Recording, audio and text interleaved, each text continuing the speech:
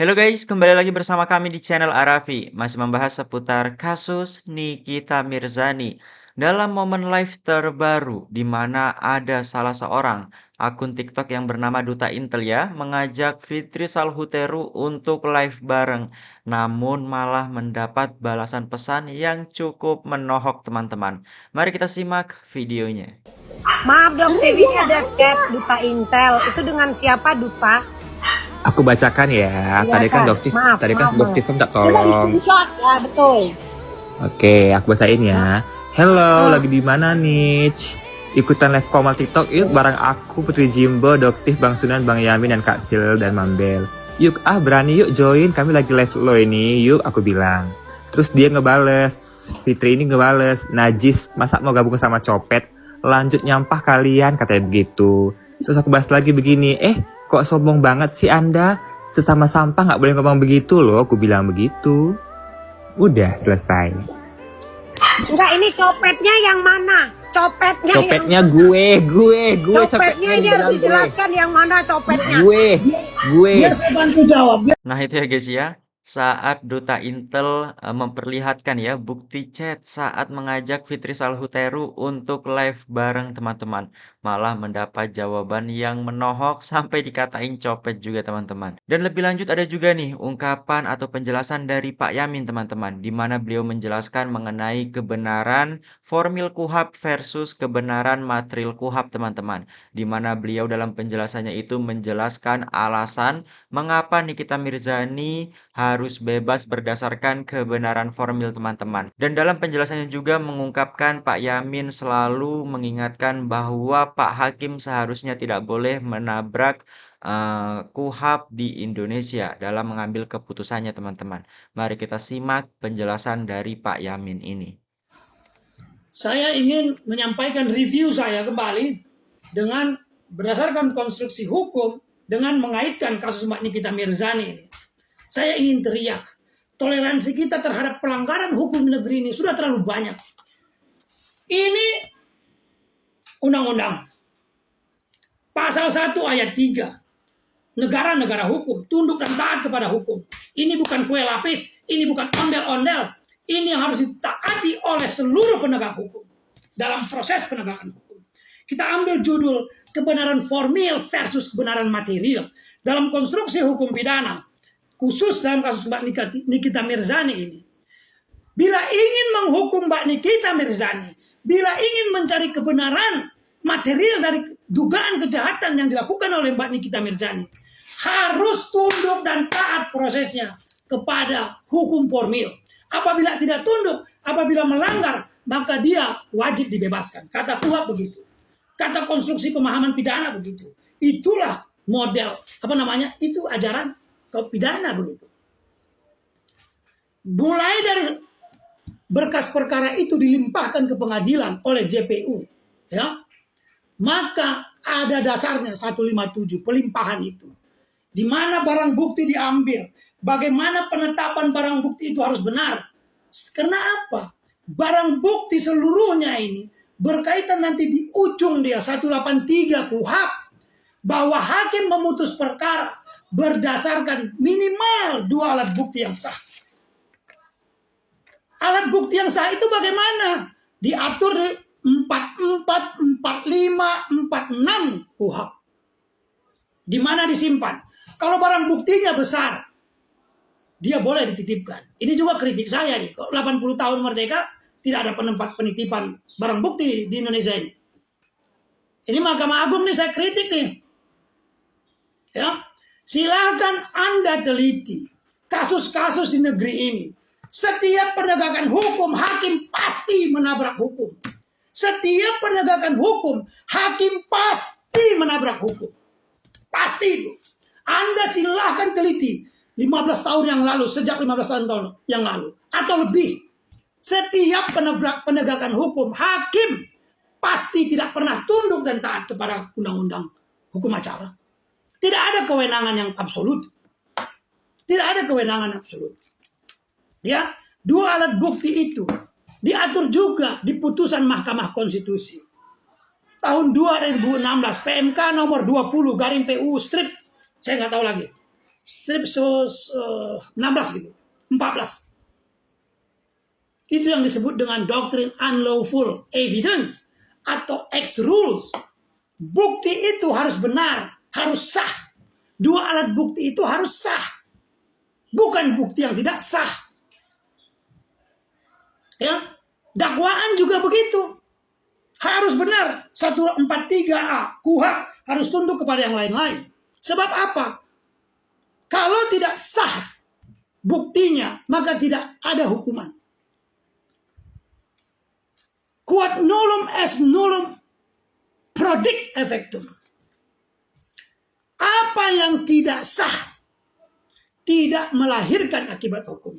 Apabila barang bukti yang disebutkan di 183 KUHP itu, dua alat bukti yang sah, tidak sah diambilnya, maka tidak ada hukuman.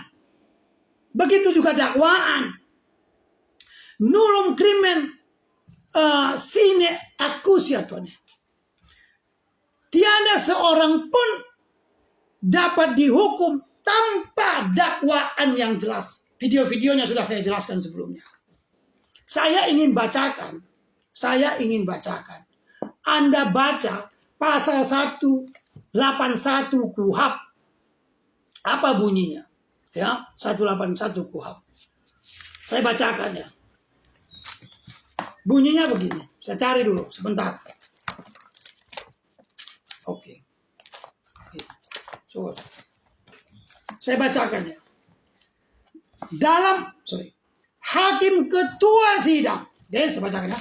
Hakim ketua sidang memperlihatkan kepada terdakwa segala barang bukti dan menanyakan kepada terdakwa, menanyakan kepada ia, apakah ia mengenal benda itu dengan memperhatikan ketentuan sebagaimana dimaksud dalam pasal 45. Tadi saya sudah sebutkan pasal 4, 45, 44, 45, 46. Pernah nggak Anda lihat di proses pengadilan, khususnya di pengadilan Mbak Nikita Mirzani ini dilakukan?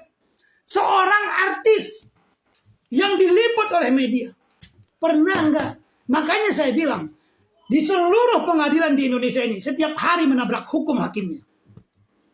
KUHP tidak ada kewenangan absolut. Ius punendi, kewenangan negara menghukum. Di bawah itu ada debet puniri, potes puniri. Kewenangannya dibatasi. Tidak absolut. Tunduk dan taat pada aturan hukum. Atau nulla potestas sine lege. Tiada kewenangan tanpa hukum. Setelah ada kewenangan menghukum yang dibatasi tadi, maka baru ketika mereka tunduk dan taat itu, maka baru ada debet puniri, kewajiban untuk menghukum. Kebenaran formil tidak boleh dikesampingkan untuk mencari kebenaran material. Apa tuntutan dan tujuannya itu? Penegak hukum itu benar, baik dari polisi, jaksa, dan hakim. Di negeri kita, Pak, itulah yang menyebabkan korupsi di mana-mana. Itulah yang menyebabkan ketidakadilan di mana-mana. Hakim melanggar hukum. Pernah Anda lihat pasal 181 itu praktekkan oleh hakim. Jadi makna aktif hakim itu di situ. Salah satunya dia menanyakan, kamu kenal, didatangkan saksi ahli, 180 KUHP diatur. Kalau dia keberatan terdakwa, hakim bagaimana? Baca ayat 1, ayat 2, ayat 3, ayat 4 KUHP 180. Pernah Anda sebutkan itu? Kemarin bahkan hakimnya mengatakan secara tertutup itu, saya dengar waktu saya sana. Ya mau ahli mau gimana juga nggak penting lah. Kurang lebih seperti itu ya.